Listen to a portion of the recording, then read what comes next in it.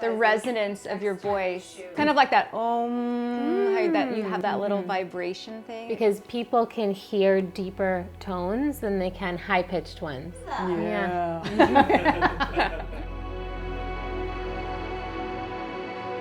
Hi, I'm Darnell Cox with Live Young Lifestyle, and I'm here today with medical doctor turned transformational life coach and healer, Dr. Nikki Starr. Thank you so much for being here. Thank you so much for having me. So tell me a little bit about what you do, because you were in the standard medical profession and then went rogue. So I was always drawn to helping people and healing people, and I was fascinated with the human body, so it was natural to go into medicine. And so I became a doctor, and I was in the hospital, and you learn all about the physical body and the mind. And then when I was in the hospital, I started realizing, like, wait a minute, these prescription pills, I'm not sure if this is really going to heal them or cure them. And then people would come back and their problems would still be there. Right. And I did medical missions in third world countries, and I saw alternative healing ways. Okay. So then I started being like, oh, well, there's so many ways to heal. And here are these people living close to the earth, and this old woman is like 90 years old, and she's like farming and has all this corn on her back, and she's smiling. And here, the 90-year-old in a nursing home, people are forgetting about them. Over-medicated. And yeah, so then it was like, okay, maybe I need to do something else. And that's where this conversation is going, because there's a lot in anti-aging that has to do with energy and meditation. So talk to me a little bit about some of your meditation practices. So all meditation is actually anti-aging for many reasons. Okay. One, just from the perspective that we shared of how it decreases stress levels in the body, but also connected to that is that we don't end up squinting as much when we're angry or stressed, or we tend to furrow the brow. Yeah, so we do less of that when we're feeling serene and calm, and we start to radiate love. The other thing that they found in studies was that so as we age, we have our DNA, and on the end of our DNA strands, there's something called telomeres. Yes. And these shorten, I'm sure you know. Yeah, people try to sell pills to help that situation. Well, you can just do a love and kindness meditation. Oh, yeah, and this kind of meditation is about it's really raising your vibration to feel so much love that it's overflowing out of you, and then sending this love out into the world, to your family and friends, to the plants, to the animals, and it's really this peaceful, loving meditation. And they have found that it helps in the ends of your DNA, so that helps with longevity. Exactly. Wow. And then on top of that, you feel amazing, you're radiating love, you're shining, and this is another aspect to anti-aging. It's not so much about how old you are, but it's really of how are you functioning in the world. And when you're bright and you're shining and you're magnetic, people can't help but be drawn to you. Right. And that's really what anti-aging is about. It's being youthful and vital. Right. So when you are exuding so much positivity and so much light, this is really what we're after, right? It's more about the vitality. And the best version of yourself. Exactly. I think that's important, because the viewers of this show, they range from like 20 years old to 60 years old. They're all over the place, but everybody is wanting to look and feel their best. And so that's what this show is about. And so by meditating, you're relaxing everything, so it's putting a lot less stress on your face. How do you carry that on throughout the day? So one of the things that meditation helps with is bringing self-awareness. So for example, as you start to sit and listen to yourself in this space throughout the day, you start to notice, like, oh, my shoulders are up here. So then I'm going to relax my shoulders. Right. Oh, I'm furrowing my brow. So you start to choose to relax in every day, and there's guided conscious. I literally just went like that. I don't know how that happened. So part of meditation too is helping us sleep better. Right. And when we're not carrying all this stress, even a lot of this kind of posturing comes from stress accumulation.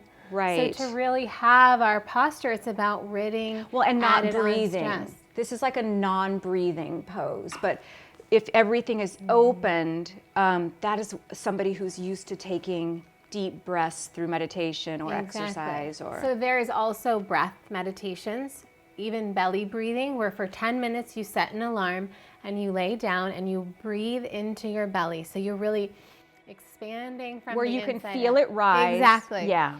And you just let everything rise and you hold it at the top.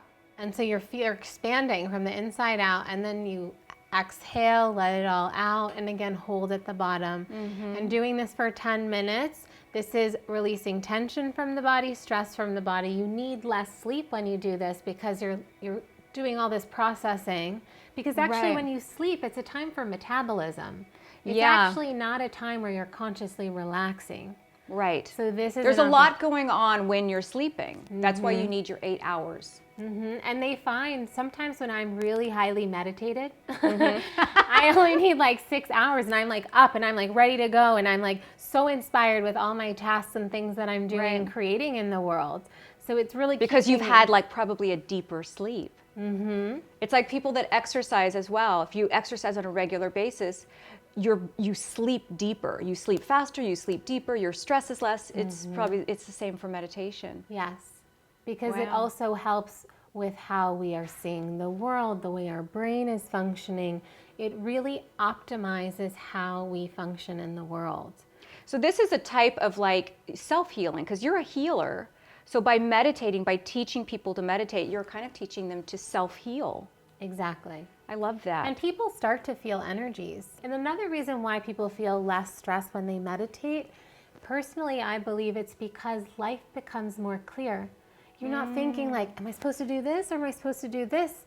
You just start to know the answer. Yeah. You start to really listen to yourself.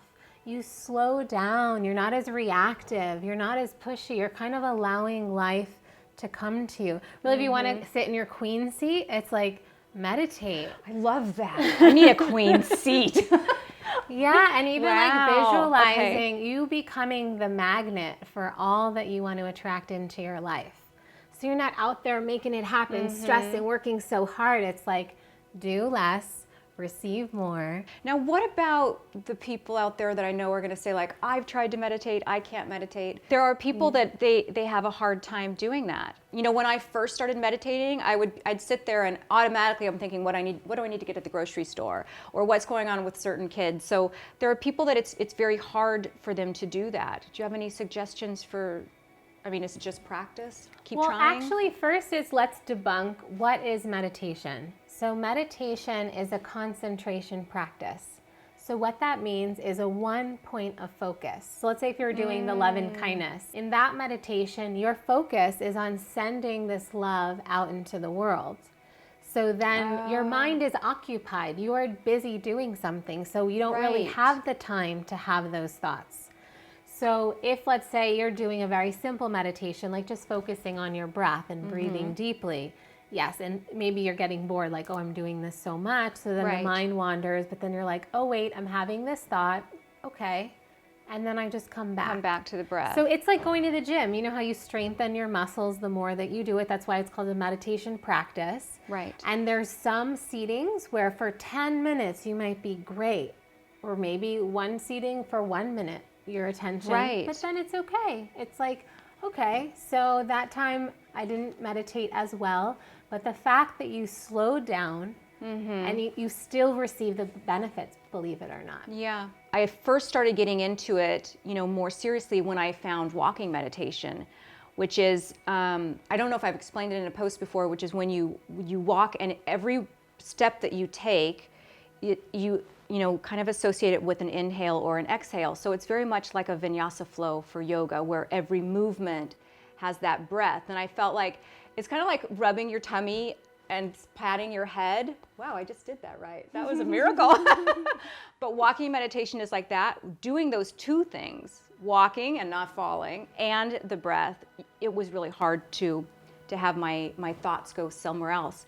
But I really liked what you said about if maybe the breath, somebody can't keep their focus on the breath, the focus on the intention of love or the intention of, you know, some other, whatever other type of healing that there is, might be a way that might be a little bit easier for people than just sitting there focusing on their breath.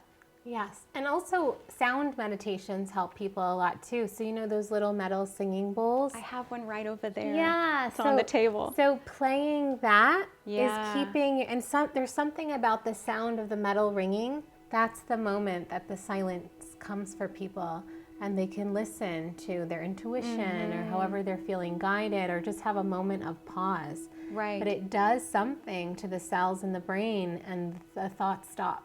So that's Right. another way too that really helps. And even, let's say, connected to Alzheimer's and the mass of our brain. So they actually find that it increases your brain mass. So even what they did is they did brain functioning, and even showing that you use more parts of your brain when you meditate. So it is, in terms of preventing, which is such an issue with people getting dementia. Right. So as a way to prevent that, like, oh, I'm getting old, I'm forgetting things. Yes. Meditation is really great to prevent that too. Because we want to be high functioning. You know, we don't want to go to the nursing home. Absolutely.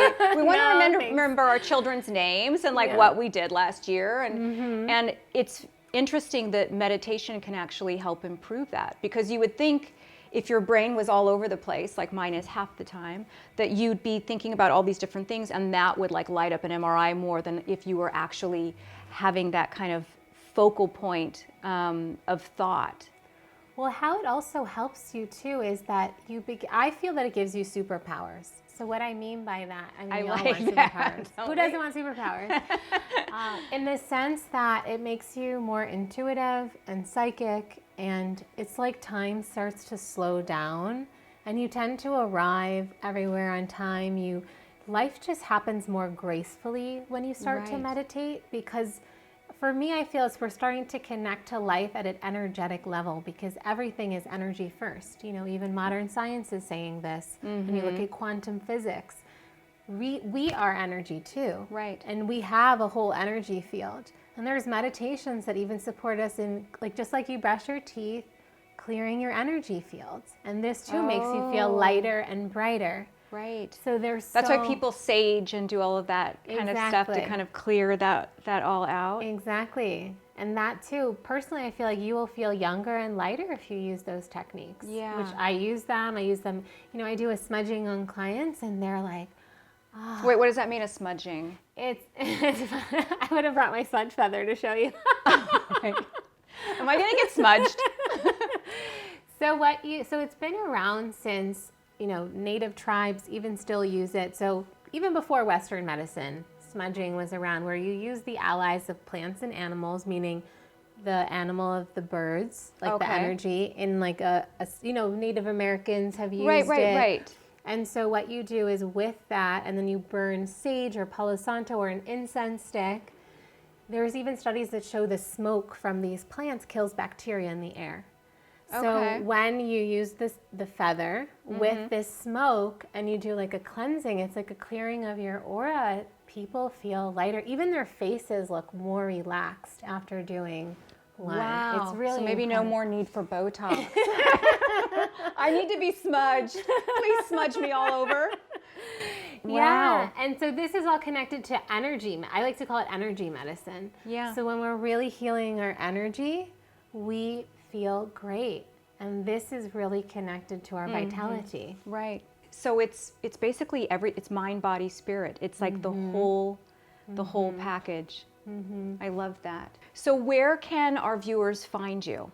So my website is Dr. Nikki Starr, DrNikkistarr.com. And on Instagram, follow me there at Dr. Nikki Starr. And we'll have that all down here. And again, if you like these videos or you learn something about them, please share them with your friends. Please subscribe. There's a little button over there to subscribe. And to be alerted when new videos are posted, hit that little alarm button as well. Having that self-love where you take the time to step away from everything else that's going on in the world, and you take that time to meditate and heal. I think that's a really good way to live young. Exactly. Yeah. This has been great. Thank you so much. Thank you.